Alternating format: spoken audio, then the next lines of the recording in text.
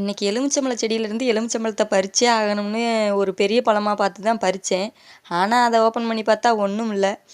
ஒரு சின்ன டிப்ஸு, எலுமிச்சம்பழத்த நம்ம பிழியறதுக்கு கொஞ்சம் கஷ்டமாக இருக்கும். மரத்துலேருந்து பிடுங்கி அதை நறுக்கி பிழியறதுக்கு கஷ்டமாக இருக்கும். அதை இந்த மாதிரி தரையிலையோ கையிலையோ வச்சு தேய்ச்சிட்டு அதுக்கடுத்து நறுக்கி பிழிஞ்சிங்கன்னா கொஞ்சம் ரஃப்பாக இல்லாமல் ஈஸியாக இருக்கும். அதுதான் அந்த டிப்ஸு. அப்புறம் இன்றைக்கி எங்கே கிளம்பிட்டேன்னு பார்க்குறீங்களா? ஒன்றும் இல்லைங்க, ஒரு ஓஏபி விஷயமா விஓ பார்க்க தான் போயிருக்கோம்.